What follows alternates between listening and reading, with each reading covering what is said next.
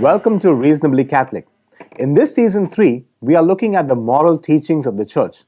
In this week, we are looking at what does the church have to say about pornography. We should first, as the Jesuits say, define our terms. The word pornography comes from the Greek words porne, which means a harlot or a prostitute, and graphos, meaning writing or depiction. If we put both the words together, we arrive at a depiction or a description of activities of a prostitute. Webster elaborates to indicate that it also means a depiction of licentiousness or lewdness, or a portrayal of erotic behavior designed to cause a sexual excitement. Christopher West, in his book Good News About Sex and Marriage, says this: pornography does nothing but foster in man his fallen inclination to treat women as things for his own sexual gratification. A man who uses pornography so long as he remains in its clutches has incapacitated himself to love women properly. He cannot hope to have a healthy, pure relationship with a woman. He cannot hope to enter marriage honestly, fruitfully, and faithfully. Men who use pornography have emasculated themselves. That's from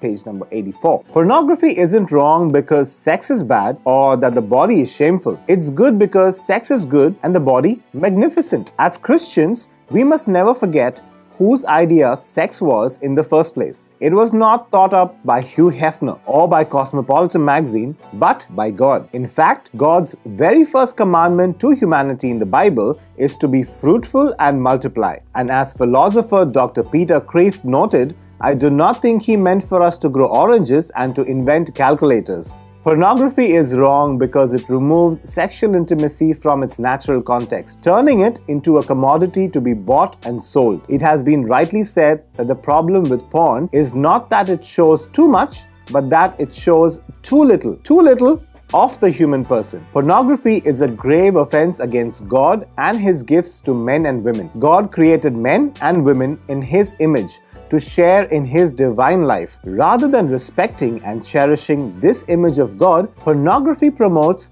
a harmful and destructive anthropology, which is the view of a person. It teaches people to use others as objects, in this case, as means of selfish, lustful gratification. In addition, since pornography attacks the sexual desire and the conjugal act itself, it wages war on marriage. It is important to remember what God created for husbands and wives. Pornography reduces the mystery and beauty of a man or a woman to a collection of body parts to be used rather than recognizing them as persons to be loved. It reduces the great mystery and sanctity of human sexuality to a trivial activity that need not be of any real importance. The Catechism of the Catholic Church explains in para 2354, pornography perverts the conjugal act, the intimate giving of spouses to each other. It does grave injury to the dignity of its participants, actors, vendors, and the public, since each one becomes an object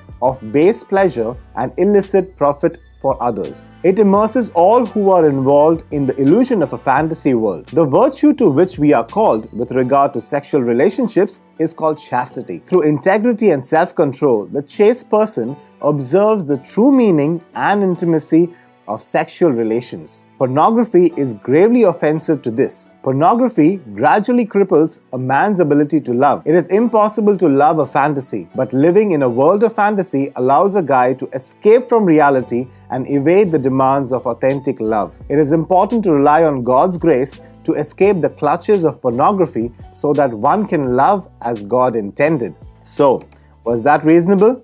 Let us know in the comment section below this video. And until the next week, bye.